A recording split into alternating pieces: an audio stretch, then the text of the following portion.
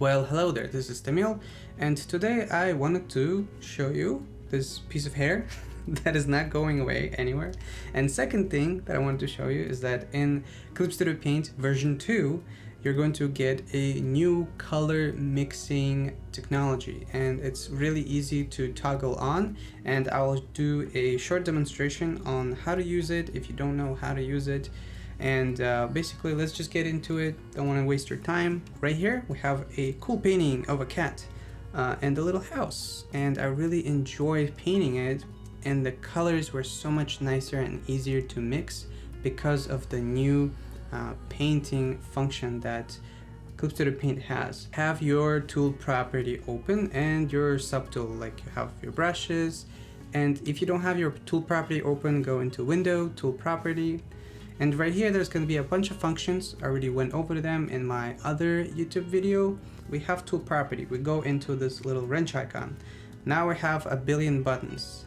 All we need to do is to go into ink. Ink is the second tab right here. And you're going to see opacity and you're going to see color mixing. So for example, if we have a purple, and then we do a little bit of a green, and once they hit together, now we get color mixing. And there are a bunch of functions you can do with this. I already went over it in my other tutorial, but you can see that it goes from purple into more muddy and more into green, which is awesome. But in a way, this muddy color is not what I like. It's not really cool. But if we have a similar green that we had before, and at the bottom you're going to see mixing mode. That's the new function in Clip Studio Paint. We go from standard to perceptual, which will have a little effect on how the colors mix. And you can see that now our green is more mixed up. It was like a little muddy, kind of dark, ugly color before. Now it's a little bit more greenish. There are going to be different functions. So brightness correction, off, low, medium, high, highest. So this is going to help the color to stay kind of the same, not to get too muddy basically. And we want to make sure if we paint our colors, it's not going to work if you have it in a different layer. So if we make a new layer and I start painting, it's not gonna work that well, as you can see. It still works a little bit, but it doesn't actually mix color.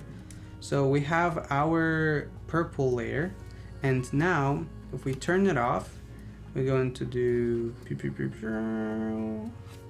and now it's mixing color. This is with off, and let's do highest, and we do, and you can see that there's a little bit of a difference on how that color mixing is happening on the screen. So this one is a little bit more dark, and this one is a little bit more light. And depending on your style and what you prefer in painting is going to affect this little toggle on. Usually I prefer putting on low, so I want just like a little bit so that it works, but not too much. And don't forget that you can also go into Window, Color Mixing, and in here there's a bunch of colors that we can use. So for example, this, and with the brush that you have, you want to make sure that we click over here, this little icon. That's going to let us use the brush that we have from subtool selected, and in here we can just start mixing colors. And we can add a little bit red and a little bit purple and pink and all these different colors, and we can color pick from over here, which makes it easier to have a little tiny color palette next to you.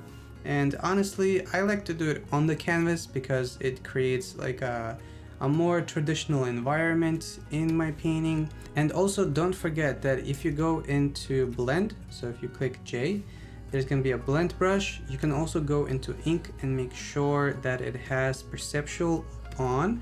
And for blending, you can go into highest for brightness to make sure that you don't lose any bright colors in your blending, and just start creating gradients like this. And let's say you wanted to create your own brush just for color mixing, just to create a very simple painting.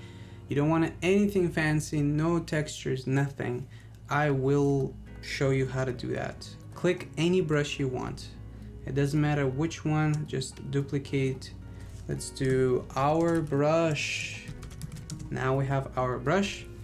And what we want to do is to go into tool property, go into the wrench. In here, you're gonna go into brush shape. And in theory, you should be able to find round mixing brush. Apply brush. In here, we're gonna go into ink. Obviously, we want to turn on mixing, perceptual, keep it too low if you want to. And if you want, you can go into brush size, and this button is going to show you pen pressure. So we don't want to connect our pen pressure to size. So literally now we have just this. And don't forget, in the ink section, when you do the color mix, you can click the right little square that will let you connect the color mixing with the pen pressure, and the second tab as well. So both squares set to pen pressure, that will help you with color mixing.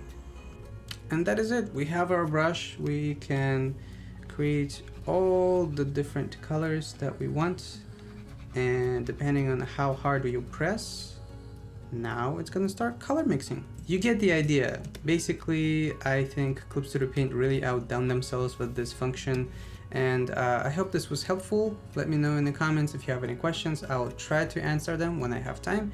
And don't forget that there's gonna be an article in the description if you want more image-based tutorial instead of a video. And yeah, I also bought a new camera, so let me know how it looks. I hope it looks cool, and yeah, happy painting.